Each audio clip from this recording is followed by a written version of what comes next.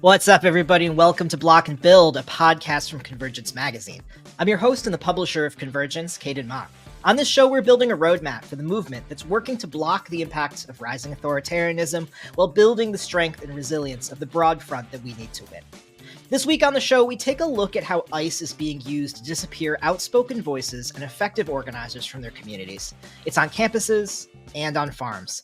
It's also challenging for us to really think through what we can do to fight back. But as you know, that is what we do on this show. First, we're going to look at how detainment and threats of deportation are being weaponized against labor organizers. I'm joined by organizer with Community to Community, Liz Darrow, to discuss this and how the work and their work being done to free illegally detained farmworker unionist Alfredo Juarez. Then, from frightening illegal disappearances of students to dismantling the entire Department of Education, the MAGA agenda is waging an aggressive anti-intellectual assault on education and universities straight out of the 1930s German playbook. The American Association of University Professors, or AAUP, are managing 4 lawsuits seeking to slow or halt those efforts, while also providing resources to help communities protect students and professors. We'll then be joined by Senior Counsel and Director of the Legal Department of AAUP, Nisenson, to discuss. But first, these headlines, starting with some truly concerning news about how the radical right is tipping the scales of power. The House passed the SAVE Act yesterday, which places some onerous requirements on anybody who wants to register to vote to prove that they're citizens, either through a birth certificate or a passport. I think the issues with this are fairly self-evident. These high-bar documents are hard and costly to access for many people and also may have outdated information for others. This is it, folks, the culmination of decades of work to eviscerate gains made during the civil rights era.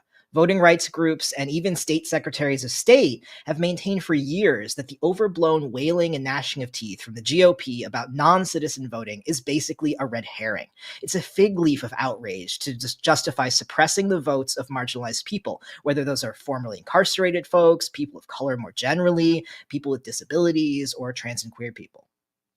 And as a preemptive test of this authority, the North Carolina GOP is trying to run a third recount of last fall's state Supreme Court election. We've covered this before in the magazine. A coalition of grassroots organizers successfully broke the state's MAGA trifecta, overcoming a massive investment of money in the state legislative, governors, and state Supreme Court races last fall. But their work is not over. They have to now protect these wins. State Supreme Court Justice Allison Riggs won her race by a very narrow margin, some 700 votes, and her opponent is trying every trick available to him to overturn the results of this election. Basically, the proposal is throw out as many as 65,000 duly cast votes. Jefferson Griffin, who lost to Riggs, is basically doing his best Donald Trump in 2020 impression, refusing to concede and taking the matter to the courts. Last week, the State Court of Appeals ordered yet another recount, even though the State Elections Board has already upheld the results after a second recount. This is another test case for the Federalist Society playbook to rig the courts against the will of the people. If there was ever a time to get involved in grassroots organizing in the Tar Heel state, it is now. We'll link back to Jen Fry's piece about how grassroots organizing won in North Carolina in the show notes, as well as more information on the race from our friends at Court Accountability. Meanwhile, it is no mistake that the Trump administration's scattershot approach to its disgusting mass deportations is difficult to keep up with, amidst this wide spread of lawsuits and court decisions that are flying in every direction. I cannot stress to you enough that flood the zone is also the strategy here. First, we saw the Supreme Court on Monday rule that the administration could continue to deport Venezuelan immigrants under the authority of the Alien Enemies Act, which is this 1798 law that gives the president the authority to detain and deport citizens of a, quote, enemy nation. This alone sets a precedent which disregards that Congress is the authority that has the ability to declare war on other countries, because last I checked, we're not at war with Venezuela.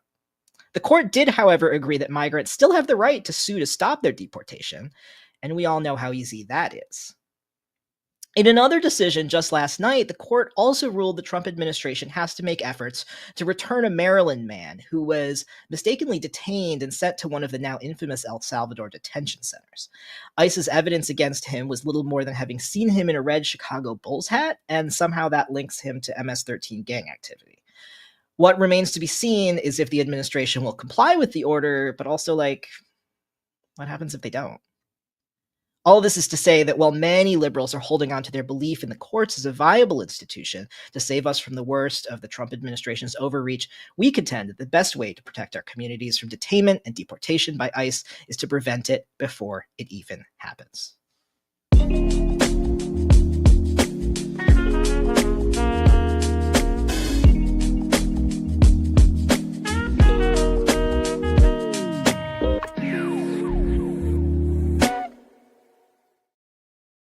All right. On March 25th, farm worker Alfredo Juarez was detained by ICE agents who stopped his car as he drove his wife to work.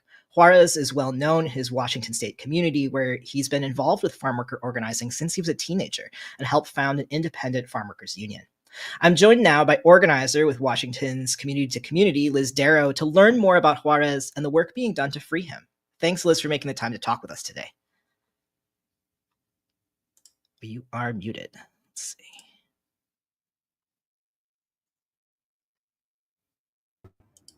There we go. Thanks so much for having me on, Cayden. Of course, it's a pleasure. To start us off, could you fill in some details for us about what we need to know about Alfredo's story? What are the circumstances and the timeline under which he was detained, and what do we know about where he's at now? Well, like you said, we learned about 7:30 in the morning on March 25th. Alfredo reached out to an organizer with our organization while he was being detained, so that she would be aware of where he was going or what was happening. And so we were able to find him right away. He was being held at a Ferndale ICE facility that is unmarked, that we learned about from a separate detention in the past. It's very hard to find people if you don't know them personally or if their family doesn't know what's going on. And so that's part of the chaos you referenced at the top of the podcast, is that people ask us all the time, how many folks are being detained daily? We only know if we know them or their family. So, but we did confirm that Alfredo was being held in Ferndale by ICE. And so we mobilized right away. More than 200 people showed up in solidarity with Lelo. He is so well known, not just locally, but nationally. And so people wanted to show up in solidarity for him. He's done work for years for farm worker justice, and that intersects with just about every labor or life issue that people experience. And so it was a beautiful outpouring of solidarity for him. And then we learned later that afternoon that he was transferred to the Tacoma Detention Facility, the Northwest Detention Center, which is most commonly where people in the Pacific Northwest are detained. He's still there today, as far as we know. All we can do is continue to check his A number and also go and visit when the hours allow. Yeah, it seems like this was part of a kind of a wave of, it seems like, targeted detentions in the Pacific Northwest against labor organizers.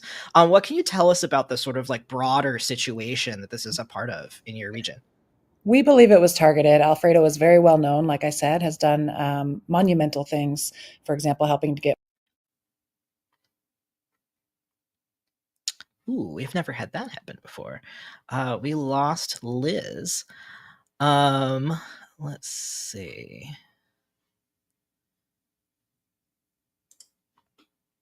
See if she joins in a second. If not, maybe we will just move to our second guest. Let's see. I'm gonna message her.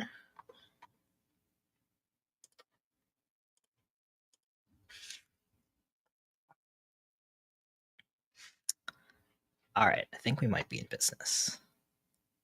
Apologies, right. Cayden, I think my internet dropped me. Oh, yeah, no, you're back. Right. Right in the middle of talking about how you all believe that this was definitely a targeted raid. True. And we have heard from other labor organizations that some of their leadership or membership are being detained in Tacoma as well. Part of the piece of the puzzle is that Alfredo has been organizing right out in the open in a very public way with the farm worker union here for years, like you mentioned. And so the timing of this definitely makes it feel targeted. Also taking someone so prominent from the farm worker community at the top of what looks like many other workplace raids has a chilling effect on community speaking out about this systemic injustice. Totally. Well, let's talk a little bit about the community response. What has the sort of effect been, and what is the work? You mentioned getting 100 come out to rally in support of Lelo. What are the other things that you all are engaging in to support him and his family in this time? Well, first of all, there's been a long time organized effort to try to shut down the Tacoma Northwest Detention Center, and we support those efforts absolutely. This isn't just about Alfredo. Every person should be freed from that facility. It's inhumane and absolutely should not be operating here. Lelo is a part of our movement family and very well known in our community, and so he does have good representation that are doing everything that they can. There's an intricacy between what is legal and then what ICE is willing to do. And right now, that's a very fine line. It used to be much more possible to get people out on bond hearing, to get people released back into their communities to be with their families and continue to work. That's looking less possible. And Tacoma is an outlier almost in that injustice. We're hearing that nobody's being released. I hope that that's not true. But where we're at right now is just trying to support Lelo and offer support to his family in this time where we don't know what's going to happen next. And then we're also hearing that more workers are being brought into the detention facility every day. And we know that there has been an increase in flights, deportation flights to Mexico. And so it's impossible to say what that's going to look like. But right now, we're doing everything that we can do outside of that facility, and then visiting whenever we can. Right on. What are the things that you think folks, I mean, I'm in California, I'm in Northern California, where obviously there's a very lively union network amongst farm workers, amongst people, I mean, all basically throughout the food industry and our food system. What are things that folks who are listening can do or do in their communities? And like, what are the things that you all are putting together responding to this larger threat against organized labor in Yeah, well, if you have strong labor organizing in your community, which almost everyone does, for example, we heard from the AFL-CIO in California today, they're working on an organizational sign-on letter in solidarity. The Food Chain Workers Alliance, which is national, that Alfredo is a part of, has an organizational sign-on. And so people can look for, I think this story being so high profile is going to be helpful for all workers and families that are being separated right now, because it shines a light on just how far ICE and this administration are willing to go to terrorize our communities. But I definitely recommend that people look into their local organizing and support that work because it's all part of the same struggle. And there are undoubtedly people in every community who are being impacted by this systemic failure. So get linked in for sure with your unions. If you've got cooperative development in your community, check that out. I think food sovereignty and food justice is something that many people who have unlimited access to food don't think about, but it is something that increasingly will become something we need to pay attention to. Where is our food coming from? How are people in the food chain being treated? And just like in the pandemic, we see that food chain workers are first and worst impacted when things start to fall apart. So no matter where you live, this is going on. So I think plugging in with organizing that's happening locally. Yeah, I think that is big. Ah, man, internet going out again.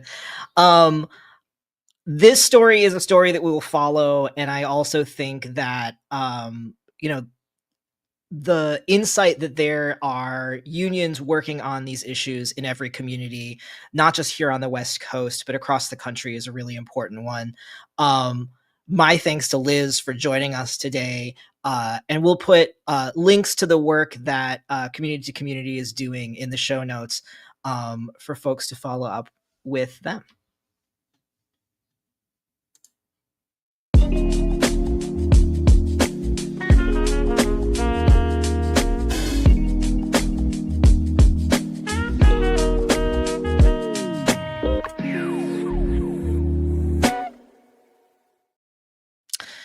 Now, I'm sure our listeners are familiar because we've talked a bit about it on the show with these horrific abductions by ICE of university students, largely graduates, international graduate students, and some of the other attacks on universities by the Trump administration and the broader MAGA movement.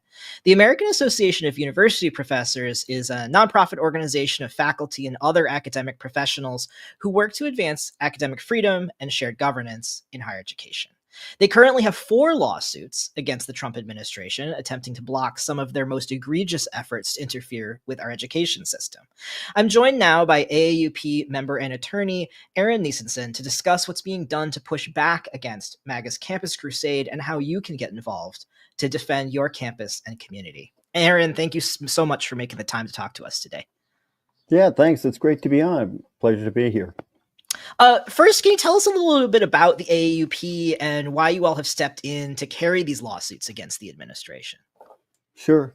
Yeah, AAUP, like you mentioned, is it's an association. It's faculty members and other academic workers and other folks on higher ed campuses. And we're also a labor union. We have a lot of local chapters that are labor unions and do collective bargaining, and we have other chapters that are just advocacy chapters. And as you said, we're interested in academic freedom and the independence of the university and university for the common good. So it's not just about like the faculty members' academic freedom. It's about advancing the university for public good, for the common good, to do what universities have often done, which is to be sources of knowledge and power for individuals, not for systems. And so what we're seeing is really individual attacks on the universities in the form of immigration and budget cuts and grant cuts. But there's really an underlying attack on the entire concept of universities as independent institutions and institutions of free exchange of knowledge, free exchange of information for students, free speech. All of that is just under attack in a very coordinated and systematic way. And so that's what we're involved in.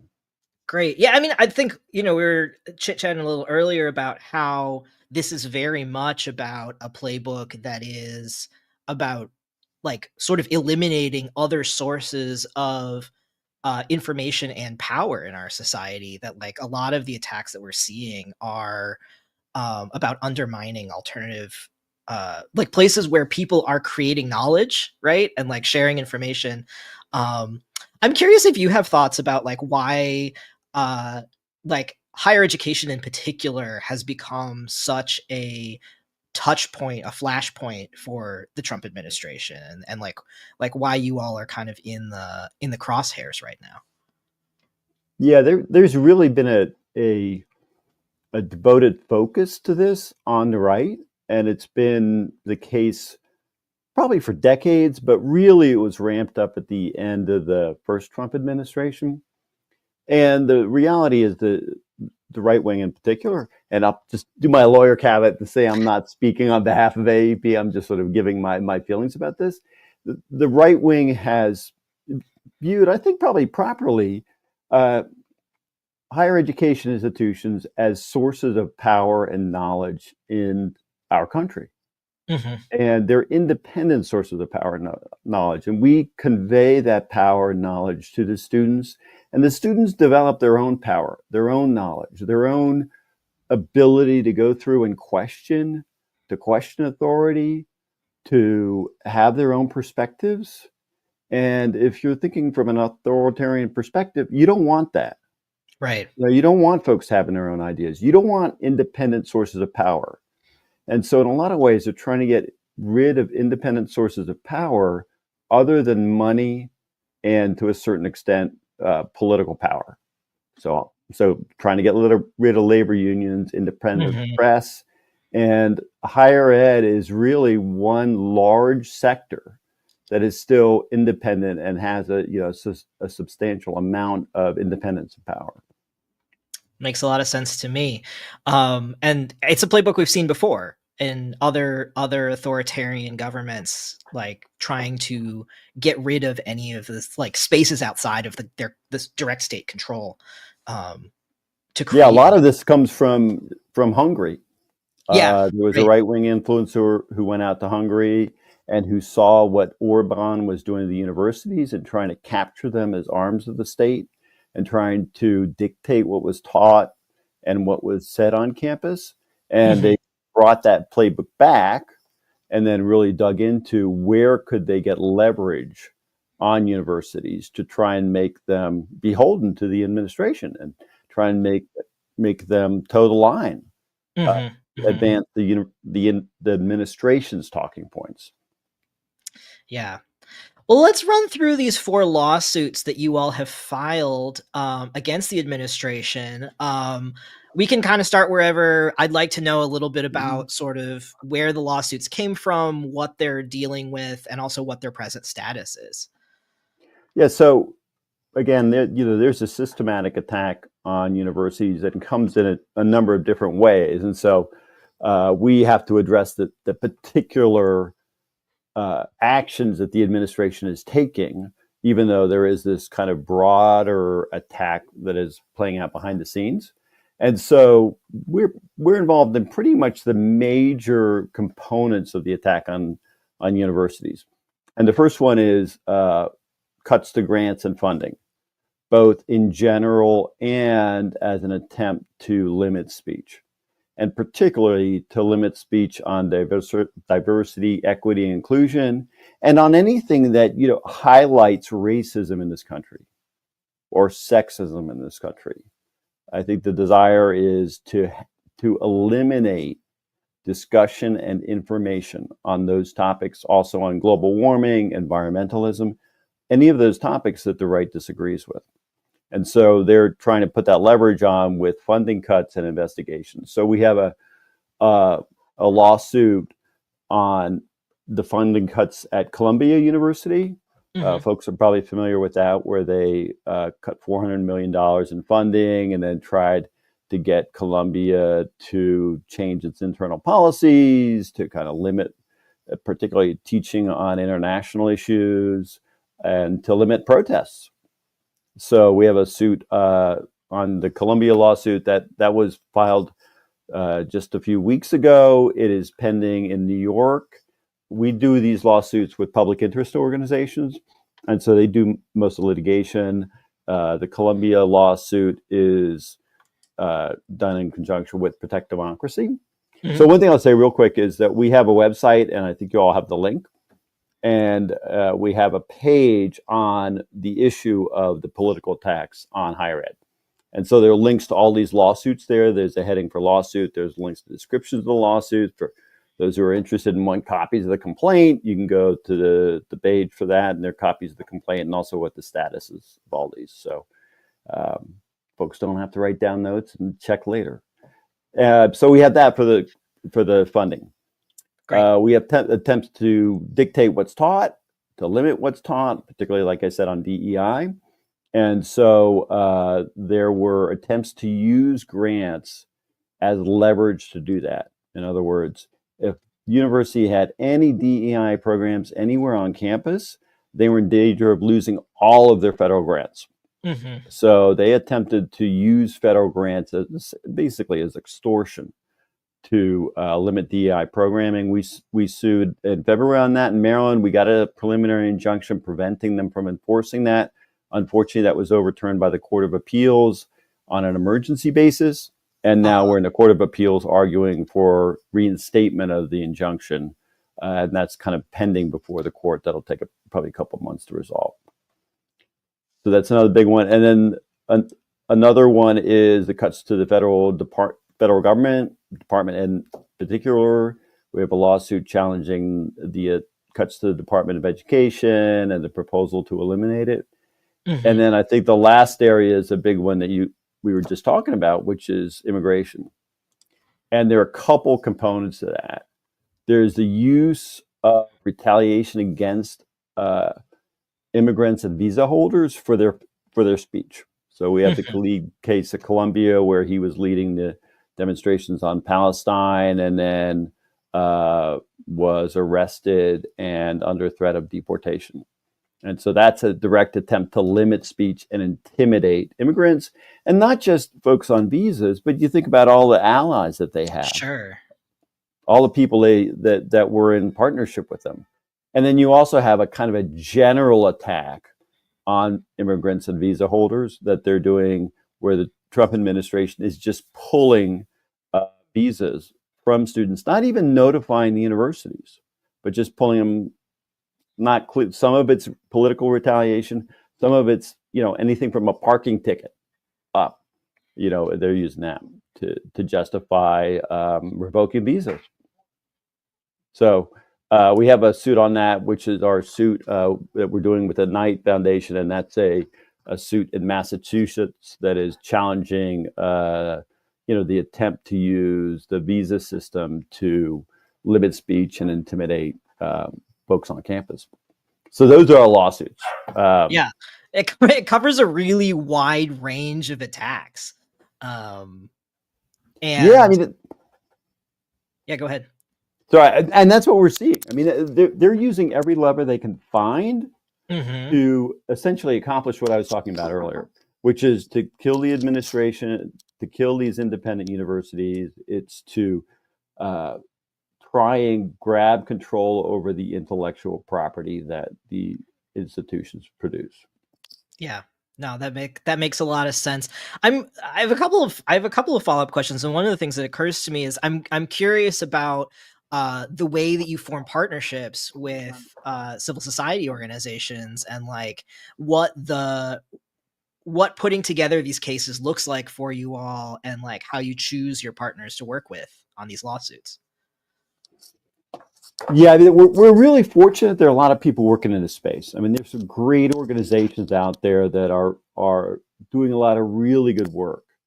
As an attorney, I mean, you don't want to be in a situation where you're calling attorneys all the time. It's not a good thing, But Right. that's where we are. We don't have a choice about that. And I'm pleased that attorneys have done a lot of good work. And there's just a lot of organizations out there who've taken up the cause. It is overwhelming, even for all the nonprofits that are doing the work. And you see it with the Trump administration trying to knock out the big law firms from doing this work. I'm sure you all are familiar with that, pulling of national security clearances and the like. And they're attempting to intimidate law firms from doing the work, and B, then get the law firms to work for them, whether they want to or not, for free. They're claiming they're going to get like $1 billion in free legal services by extorting the law firms by pulling their security clearances. That's where this administration is coming from. It is using every lever the federal government has, whether it's arrests, deportations, pulling of funding, pulling of security clearances, to just grab control over power. That's what they care about, is power, and they want the power, and they don't want independent institutions to have that power. So a lot of our allies are interested in just defending democracy and our independent institutions. Yeah. Yeah, and I think one of the things that we learn from a lot of the people who are sort of scholars of the advancement of authoritarianism is that institutions are a critical piece of the puzzle in terms of like roadblocks for authoritarianism, and then also the tools that people like us can use to like fight back against their power consolidation. Yeah, I mean, it's distributed power, which is what democracy is, but you need those institutions to stop us from being atomized individuals who are just floating out there and are sources of money and votes. Totally. I mean, that's what they want us to be. Not ideas, not concepts. They want us to be sources of money and sources of votes.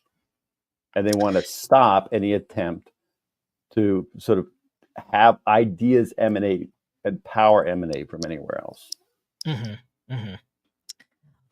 I have also a question about, I guess, like how the institutions of the universities themselves are responding, if at all, to this sort of back and forth in the courts. We see a pretty wide variety of responses in the news, right? Where, like, speaking of Columbia has just sort of completely rolled over.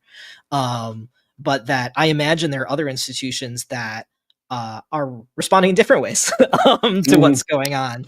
And I'm curious if there are signs of life there that you've been seeing, especially, in the legal arena, that a lot of these, I graduated from the University of Michigan with my undergraduate. They have a huge endowment, what are they doing? Right. It's the question that I have for them via the Alumni Association constantly now. Right. That's a great question. And let's back up a little bit and talk about the fact that, Trump is just trampling these norms that we've had in our society going back over 100 years. And they're norms of not using government power for just blatant attempts to extort institutions to do their bidding. And so that's a breaking down of a norm. And I think, frankly, the universities are struggling with how to respond. It's something they haven't faced before. And so some of them are seeking to appease the administration and are seeking to get resolutions, Columbia being an example.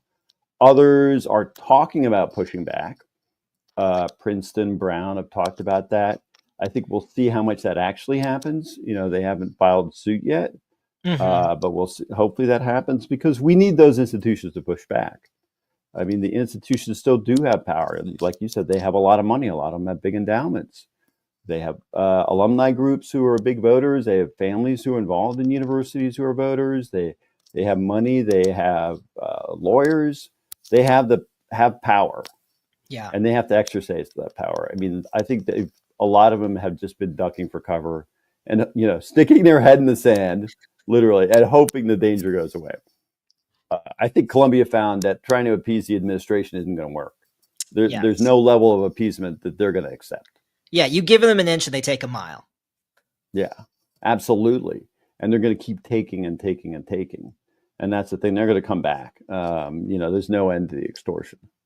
Yeah. And so hopefully universities are finding that are going to start to be more willing to push back. I understand the position they're in, because some of these get very significant amounts of grant funding. And then there's also always the potential that the federal government could say, well, we're not going to support student loans at your institution. That's called Title VI funding. And obviously, without student loans, a lot of institutions just would not be able to even stay in business.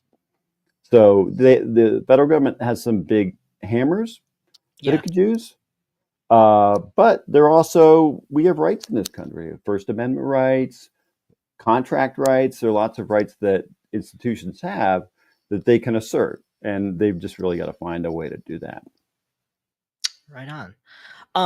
The other sort of line of thing that I'd love to talk to you a little bit about is the sort of what are the levers that the federal government really has to enforce the DEI stuff. I feel like one of the conversations I've been seeing back and forth online is well, look, what if we just call it something else and just do the thing anyway, right? It's also obviously happening at the state level, where especially states that have Republican trifectas are passing these laws at the state level too.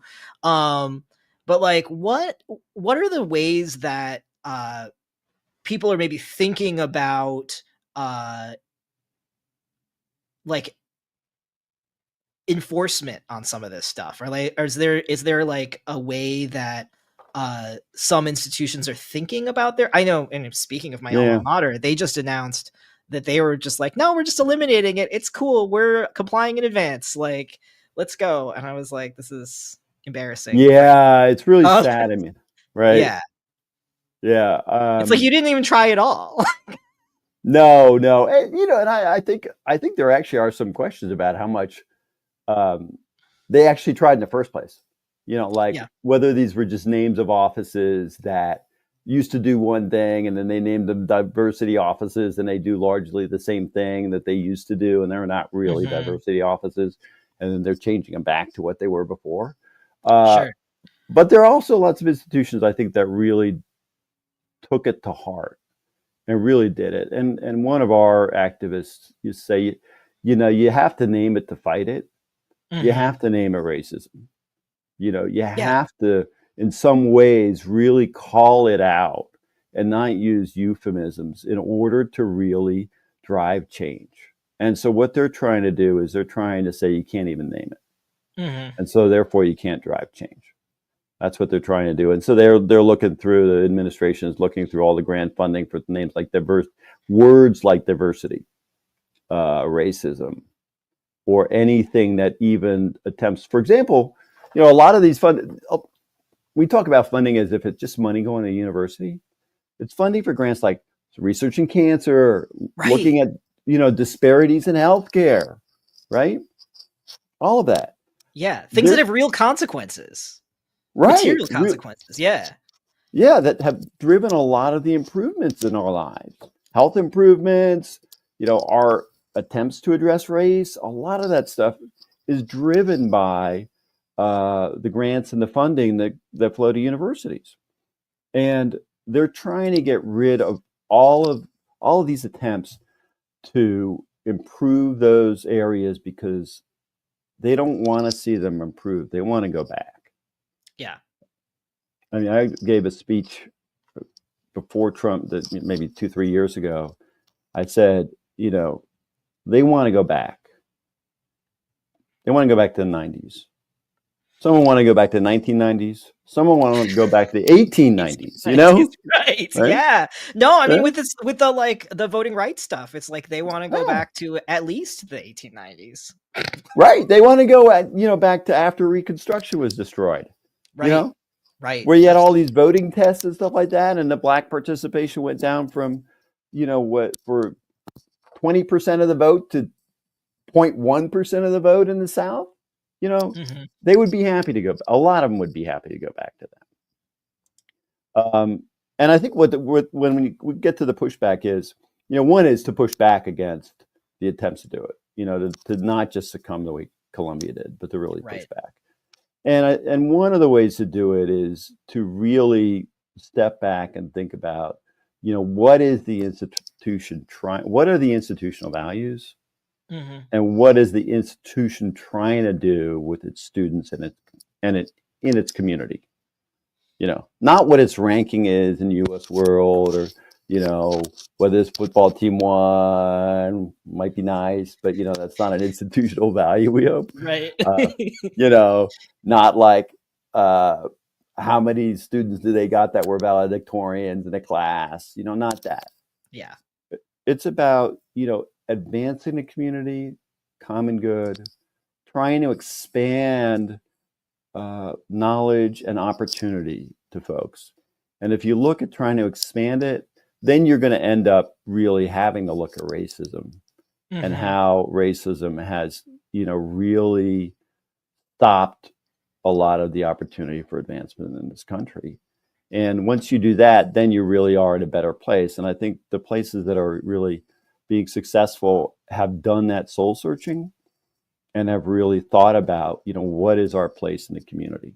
And I think for folks out there, who aren't faculty members, like yourself, alumni are great. Alumni really have a lot of opportunity to put some pressure on and to really push alumni, students, and families of students. Also members of the community who might be involved in the university or might have contracts.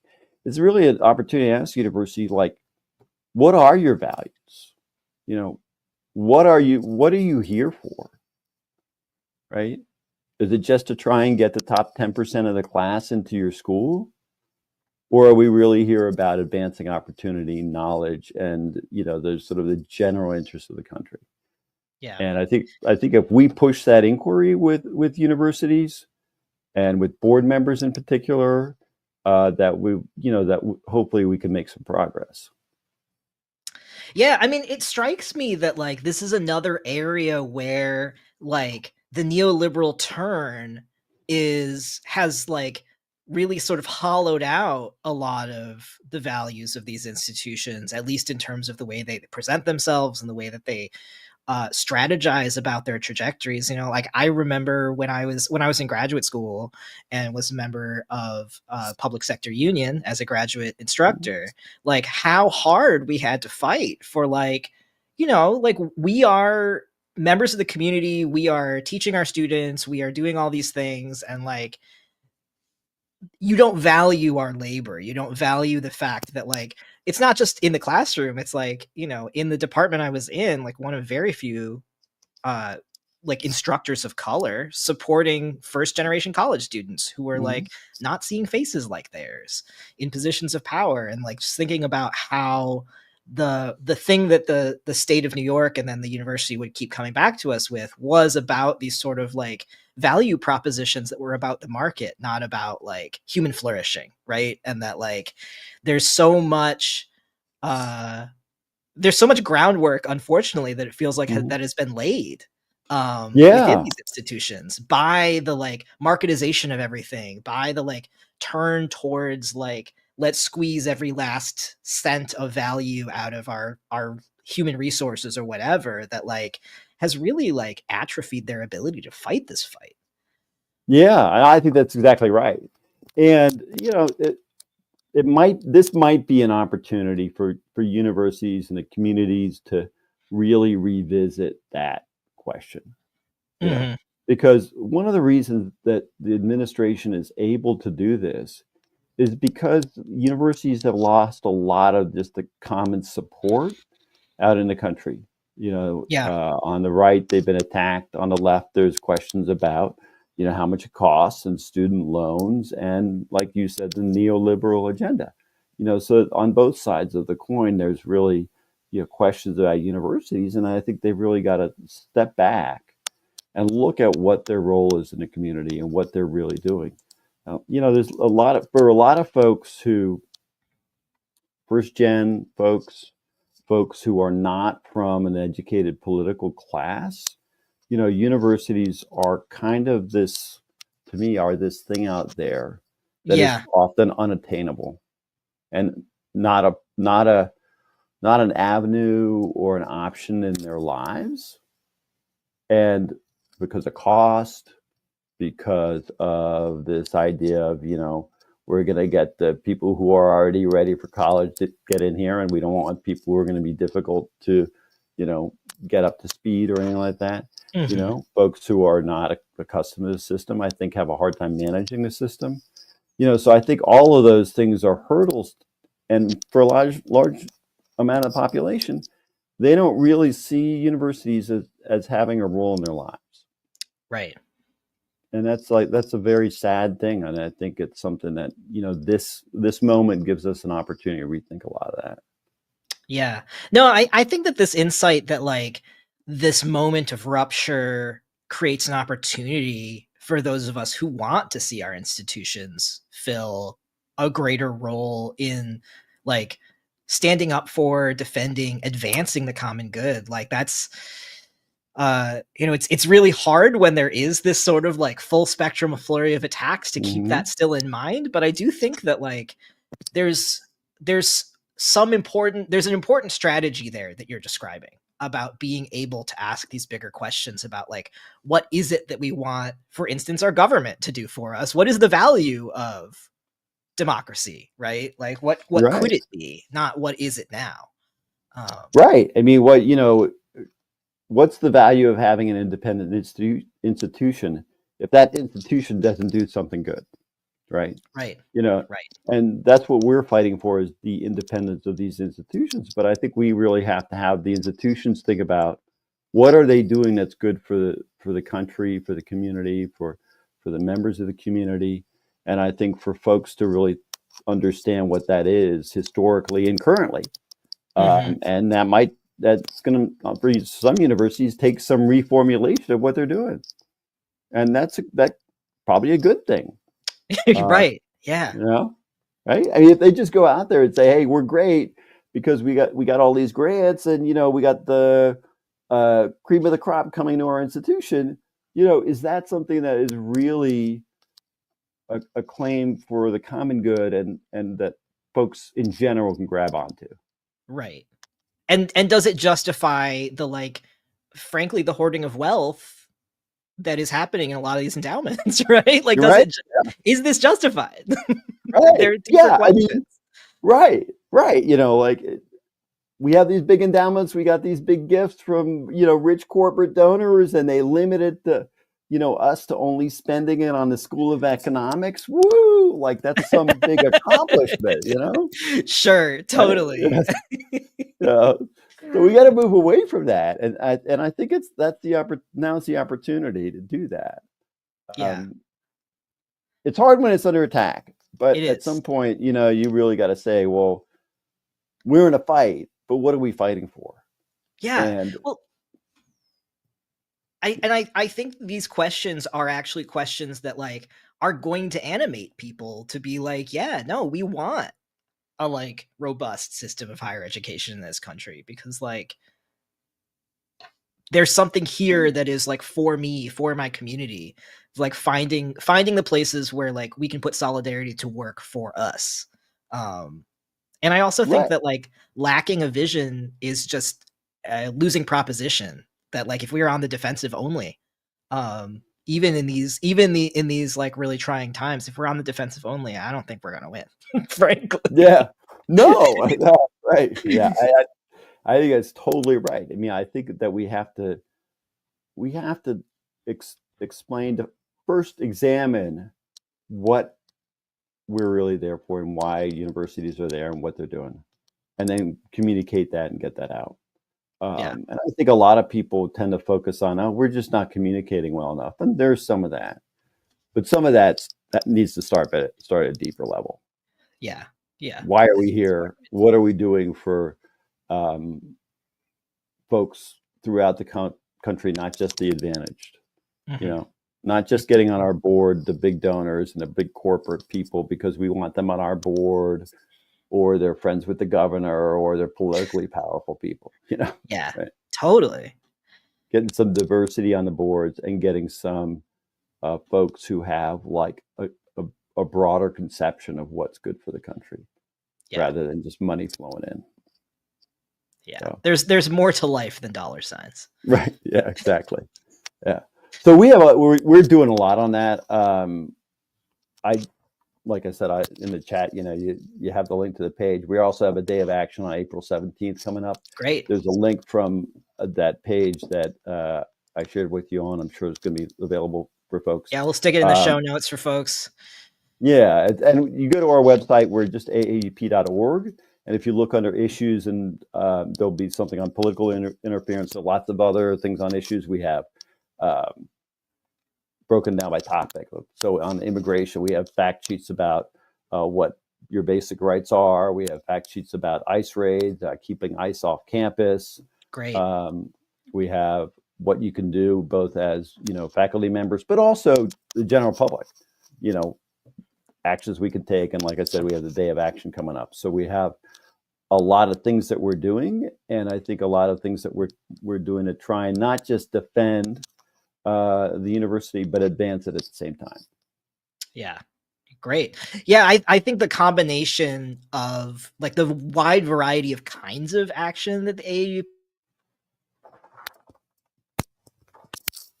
important, that like are valuable, and they gum up the works, and they like really like force the administration to account for what it's trying to do. And also having these other ways for the public to get involved, for campus communities to be involved, seems also critical to honestly critical to the success of the lawsuits too. That like people need to understand the ways those things those things interact with one another.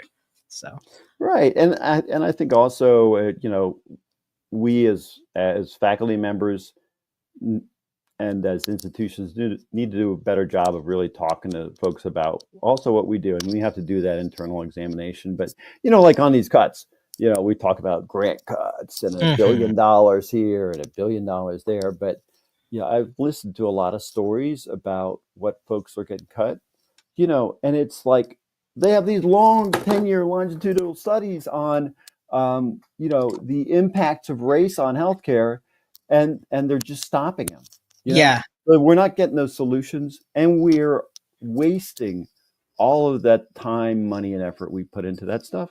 And there are people who deeply, deeply care about, expanding healthcare, about finding, cures to diseases, about finding ways to address inequity, and their work is being stopped. Their publications are being pulled off websites. Yeah. And all the work that they have done is just being essentially thrown aside. And it's a tragedy. And I think we've got to get better at relating that to folks and talking about our stories and talk about the faculty stories about what they're doing, you know? Yeah. I think that's crucially important. And it's actually interesting. As you were describing these like long-term longitudinal studies, I had just listened to a podcast that was describing some like long-term longitudinal like nutrition studies that like they don't know if they're going to be able to continue that research. And that's research that's not just about like specific populations. That's research that's about like, how do we feed ourselves in responsible ways, right? Like, how do I live a good life as an individual person? But also like, it informs policy, it involves personal choices, and it informs the market. And like thinking about lighting that money and that effort on fire is just like, I appreciated the podcast hosts on this show because they actually like called it out. They were like, look, this study is at risk, right? And I think those of us who are communicators also need to do more of that. That like when we see it, when we talk about it, like we should name those things because the effects, the downstream effects are coming for us pretty fast. So yeah, absolutely. And you look at, for example, Colombia, where they had the $400 million cut. They're not cutting, they are definitely looking and cutting, things that have diversity. So that's part of it, without question. But they're cutting like cancer studies in an attempt to get universities to toe their political line. I mean, they're willing to throw people's lives and health in danger in order to get power. And not like in danger in some abstract way, but in a real way, because you have people who are enrolled in those studies, right? Right. Like often the people in those studies are like, this is kind of their last ditch effort in a lot of ways. Right. That their literal lives are on the line. Right. I mean, those individuals' lives are on the line, and then the lives that could be saved by those cures are on the line. Right. But the administration doesn't care because they want power. And they're willing to throw all that at risk to get power and to get revenge on institutions they don't like. Yeah. That's kind of where we are. Yeah, and you're right. I don't hear enough people being really explicit about the fact that like this is playing political football with people's lives, and that like that is what the MAGA agenda is fundamentally, right? In order to consolidate power. Yeah, I think, like I said before, they're breaking down these norms that, I mean, who would think, even under Republican administrations where they want to cut the budget, they want to cut money, going to universities, they're not going to stop a cancer study in the middle of it. Yeah. There's been bipartisan support for that stuff. I mean, like Republicans get cancer too. Right. Yeah, exactly. Yeah. So it's in some ways almost inconceivable that would happen. And so now that's happening. I think we're all just frankly struggling with how to kind of push back on this thing that we never even thought would have been conceivable. Sure. And so I think you're right. We need to get those stories out. We probably need to have people who are involved in those trials talk about them. Yeah. And have individuals whose loved ones suffer from the sickle cell, or who suffer from esophageal cancer, and they're doing a research study, and that one either helped save a life or could help save a life. We really need to talk in those very personal terms about it. Yeah. And we're slowly moving that direction. Well, Aaron, thank you so much for all of your work and for making the time to talk with us today. I feel actually like very energized about all of this talking to you, because like, I don't know, it feels like these are dire times, but we definitely need this kind of fight. We need to take this fight to them, and we need this kind of strategic insight that you are clearly bringing to the table. So thank you so much.